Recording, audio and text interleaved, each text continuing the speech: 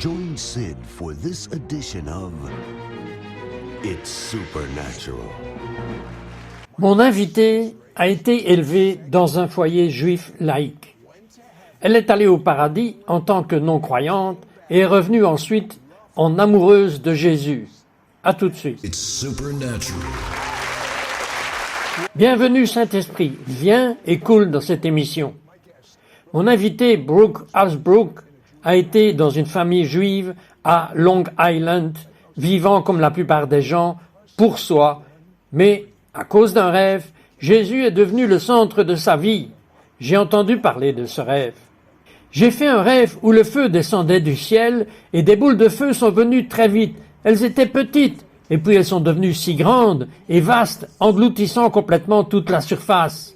Ce feu est venu juste pour moi. Il est sorti du ciel rapidement et m'a consumé. Dans le rêve, avez-vous ressenti quand il est arrivé sur vous? Eh bien, je pouvais physiquement le sentir pénétrer mon être, mon corps, et j'ai convulsé dans mon sommeil. Je me souviens de l'impact de ce que ce feu voulait engloutir mon corps. Je me suis senti soulevé dans un espace céleste. C'était presque comme si des couches de ma vie commençaient à se décoller. Je pouvais presque le voir. Ma vie a flashé devant moi, et petit à petit j'ai été élevé dans un espace céleste, et c'était incroyable. Je suis entré dans un manoir, le plus bel endroit orné que j'ai jamais vu. Excusez-moi, aviez-vous un paradigme pour ce à quoi le paradis était censé ressembler? Non, pas du tout. Je n'en avais aucune compréhension. Quand je suis entré dans cet espace céleste, j'ai vu des anges, et je ne savais pas qu'ils étaient des anges à l'époque. Ils ressemblaient juste à des gens glorifiés, tellement parfaits, heureux, beaux, remplis de joie. Il n'y avait aucun joug de servitude ou d'oppression d'aucune sorte. Ils étaient totalement libres de toutes les manières et je pouvais sentir la présence d'un roi, une présence de majesté. Et c'était comme un signal pour mon esprit, pour mon âme, de reconnaître un roi, pour reconnaître et m'incliner devant un roi. J'ai donc regardé à travers les arcades de ce manoir parce qu'il n'y avait pas de porte, c'était juste ces arcades géantes. Elles étaient si joliment décorées, avec ces moulures dorées et détaillées, et en regardant à travers, vous pouviez voir l'horizon du ciel avec des centaines de ce qui pourrait être des millions de manoirs, sur manoirs, et alors qu'ils regardaient à travers l'arche vers l'horizon, tous les nuages se sont réunis pour former le visage de Dieu. Personne n'a dit Dieu, personne n'a dit Jésus, sauf mon esprit qui témoignait de l'Esprit de Dieu, et pour la toute première fois, je me suis identifié comme un enfant de Dieu, et je savais qu'il était réel, ce dont je doutais si souvent. Il y a combien d'années? C'était en 2006. Et pourtant, vous en faites presque l'expérience, d'après ce que dit mon observation. Vous le vivez presque comme si c'était la première fois que vous me le dites.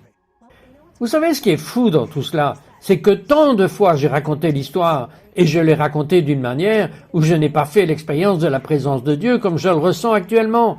Donc, c'est vraiment le Seigneur et sa présence qui veulent que cette histoire soit évidemment racontée et pour notre public et nos téléspectateurs. Eh bien, c'est encore plus que ça. Vous respirez l'atmosphère que vous avez ramassée au paradis. Ça coule de vous en ce moment. Vous allez me faire pleurer. Eh bien, je ne vais pas vous faire pleurer, vous pleurez déjà. Et puis, vous avez en quelque sorte tout scellé. Qu'est-il arrivé? Oui, 3 jours plus tard, ma meilleure amie m'a amené à une réunion de Billy Graham à Brooklyn, New York. Et c'est là que j'ai scellé l'accord. Ah, quelle merveilleuse manière pour que vous puissiez presque le mettre ensemble. Beaucoup de Juifs que je rencontre ont des rencontres où ils sont en fait amenés au paradis et il leur a fallu des années pour rassembler ce qui s'était passé. Alors, Dieu vous a fait avancer rapidement. Maintenant, après être devenue croyante, vous avez fait un rêve contrefait. C'est presque comme si vous saviez que la Bible dit que le diable vient pour voler, égorger et détruire. Ce que Dieu a fait, il m'est arrivé des choses comme ça. Après, j'ai absolument eu la rencontre surnaturelle la plus incroyable en tant que juif pour connaître Jésus. Le diable a essayé de me le voler. Qu'est-ce qu'il vous a fait?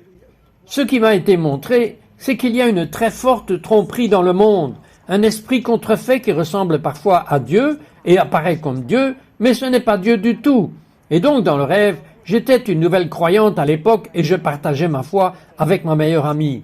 dans le rêve où nous étions à Jérusalem et sur lequel nous nous tenions comme avec un fond comme celui-ci, et il y avait cet homme vraiment attirant et séduisant, comme se tenant à proximité, et il respirait ça juste comme Paul, presque magnétique, et ma meilleure amie était à ses côtés.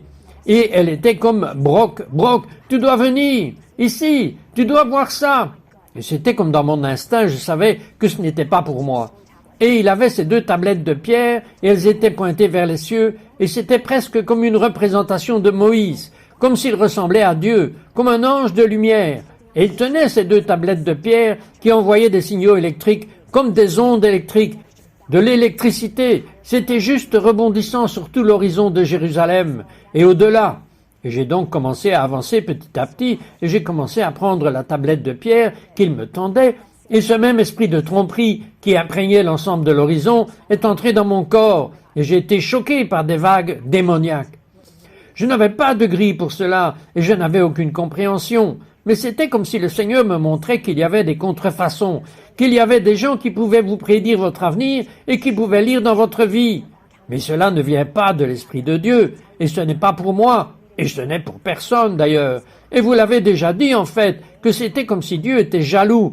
Dieu veut parler à chacun d'entre nous, mais il ne veut pas que nous ayons de ces nouvelles par quelqu'un d'autre. Il veut que nous allions vers lui pour ces choses. Maintenant, quand je suis devenu un tout nouveau juif croyant au Messie, j'ai immédiatement dit à ma mère que je n'avais pas le courage de le dire à mon père. Mais mon père a découvert une longue histoire que j'ai racontée.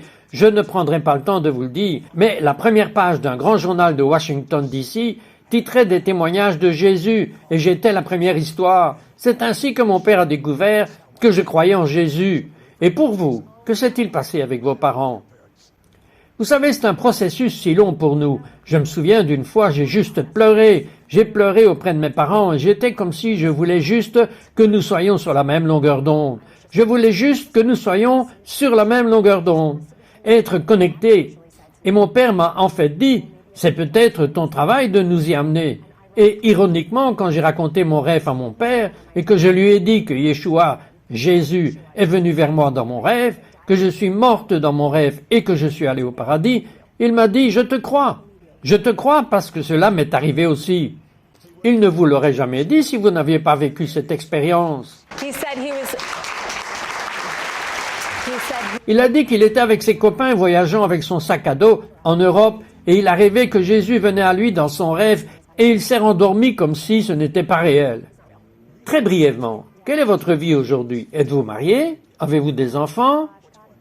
Oh mon Dieu, qu'est-ce que Dieu a été fidèle! Et je pense que c'est une autre chose, comme si mes parents sont devenus croyants, ils ont juste vu la bonté de Dieu couler dans ma vie et ont simplement créé des situations incroyables pour moi que je n'aurais jamais pu imaginer par moi-même. La façon dont Dieu a amené mon mari dans ma vie, qui est si incroyable, et mes 4 beaux enfants, la congrégation dont nous faisons partie, et comment il a en quelque sorte pourvu miraculeusement à bien des égards, je veux dire même tous les jours, mais il a juste pourvu à nos besoins. Je pense que cela a aussi ouvert mes parents au fait que cela ne pouvait être que de Dieu. Eh bien, les gens dans le monde entier deviennent progressivement désespérés. Voyez-vous cela comme le début d'un grand réveil spirituel? Absolument, vous savez, j'ai des amis qui me le disent régulièrement. Maintenant, je prie. Vous savez, des gens à qui je n'ai jamais parlé de Dieu disent que je prie et je pense que Dieu nous amène dans un lieu de désespoir. Mais voici ce qui s'est passé le 7 octobre. Ces terribles actes de violence barbares contre notre peuple. Nous voyons le péché comme si le voile était retiré et je vois le péché révélé comme je ne l'ai jamais vu auparavant. Cela se répand simplement, cela se répand et les gens ne le voient pas. Les croyants, les non-croyants, comme s'il était clair que c'était en plein jour. Depuis la montée de l'antisémitisme que nous observons sur les campus universitaires, jusqu'au changement de soutien d'Israël dans le monde, de manière grande et petite, le monde voit ce qui se passe, et il fait si sombre, et c'est si laid. Je le vois comme un simple arrangement de Dieu pour que chacun voie la différence entre le mal et le bien, qu'il croit en Jésus ou pas. Absolument. Mais j'ai l'impression que nous arrivons à une époque où, à votre avis, il va y avoir un grand réveil spirituel. Cela se produit en ce moment. Je le ressens même dans ma propre vie de prière personnelle. Et ce n'est pas seulement pour moi, c'est un encouragement pour tous les croyants que Dieu veut si spécifiquement parler à nos vies, parler à nos cœurs et en préparation pour ce qui va arriver. Nous allons faire face à des moments très difficiles où nous allons faire l'expérience d'une effusion de la présence de Dieu. Mais cela ne se fera pas sans persécution. Et nous devons être prêts. Nous devons être capables de discerner sa voix au milieu du chaos, de la confusion, de l'anxiété et de la peur. Et en ce moment, les Juifs du monde entier, en général, sont saisis par l'ampleur du mal auquel nous sommes confrontés en tant que peuple. Et cela est si soudain, presque de la Maison-Blanche aux universités, je veux dire, tout d'un coup, cet antisémitisme s'est élevé. Je ne peux pas imaginer que ce soit différent de l'Allemagne d'avant Hitler. Êtes-vous au courant que la voix que vous entendez n'est peut-être pas votre amie? Nous revenons tout de suite après ceci.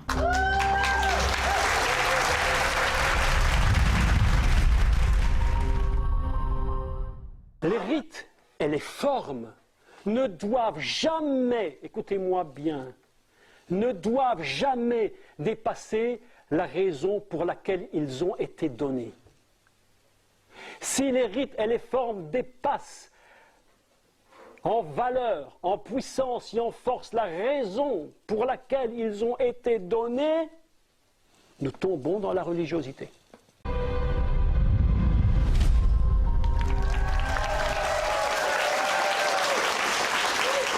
Clary Brooke, vous dites que tout le monde peut avoir une voix prophétique.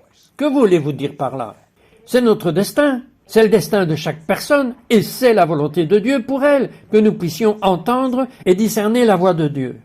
Dans Joël 2, verset 22, verset 32, et même Pierre le jour de Shavuot a cité cette écriture selon laquelle Dieu déverserait un jour son esprit et où nous serions capables de prophétiser. Et je pense qu'honnêtement, que nous avons tendance à penser que la prophétie n'est qu'une prédiction de l'avenir.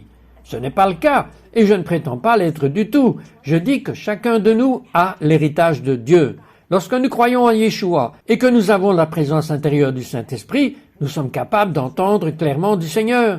Et il veut que nous le fassions. C'est son désir pour nous que chaque personne puisse entendre du ciel ce que Dieu a parfaitement conçu pour lui. Vous dites qu'il y a beaucoup de voix dans le monde. Expliquez cela.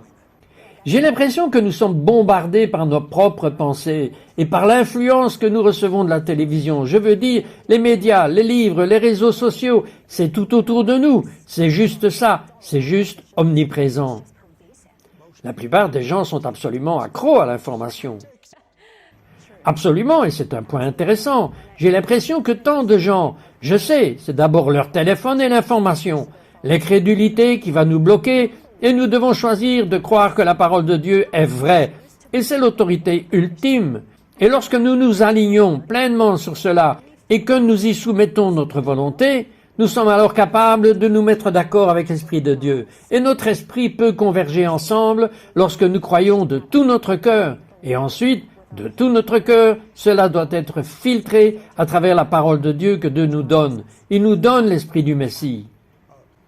Brooke, si nous voulons partager la bonne nouvelle, devrions-nous utiliser ce qu'on appelle l'évangélisation par amitié à long terme? Que suggérez-vous? Oui et non, parce que, c'est une réponse tellement juive, n'est-ce pas? Je sais, je veux dire, en fin de compte, j'aimerais grandir dans ce domaine, et je suis sûr qu'il y en a beaucoup aussi qui veulent faire plus d'évangélisation prophétique. Mais je pense que c'est tellement merveilleux quand nous nous lions d'amitié avec les gens et que nous ne leur montrons pas l'Évangile et nous ne disons pas simplement « Ah, vous devez croire, vous devez croire ». Non, c'est un témoignage, c'est une vie. Votre vie est un témoignage vivant. Donc je le vois simplement comme une construction d'amitié.